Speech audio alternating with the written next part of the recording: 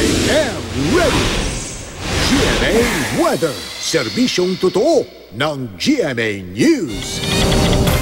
Mga kapuso, uulanin pa rin ang malaking bahagi ng Luzon bukas at yan ay dahil po sa namamayaning hanging habagat ayon sa Pag-asa.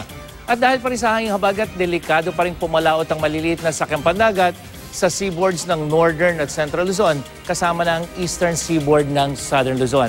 At bukas, asahan ang ulan diyan sa Northern at Central Luzon, umaga pa lamang yan base sa datos ng The Weather Company at posible ang malakas na ulan diyan sa may Ilocos at Cordillera region at mahinang ulan naman sa Southern Tagalog. Kaya manatili pong I am ready sa pagguho ng lupa at mga pagbaha. Sa Metro Manila, maghapong mataas ang tsansa ng ulan pero mas mataas pagdating sa hapon hanggang gabi. At sa Visayas, asahan ang mas maaliwalas na panahon.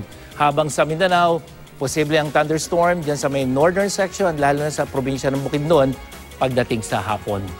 Mang Tani, sandali lang ha. Nag-post kasi sina Wesley Beler Almeda at Hans Gabriel Arca sa magtanong kay Mang Tani. Karaniwan daw bang magkaroon ng sunod-sunod na bagyo sa Western Pacific Ocean at may posibilidad ba raw na maulit muli yung sabay-sabay na pamumuo ng mga bagyo? Well, Wesley at Hans, hindi pangkaraniwan yung sunod-sunod na pagkakaroon ng bagyo dyan sa may Pacific Ocean. At ang isang dahilan ay itong El Nino kung bakit hyperactive o sobrang napaktibo dito sa may Pacific. Kapag may El Nino kasi lumalakas yung westerly wind o yung hangin sa kanluran na sumasalubong naman dyan sa easterly wind dyan sa may tropical Pacific. At ito yung tumutulong sa tropical cyclone development o yung pamumuo ng bagyo.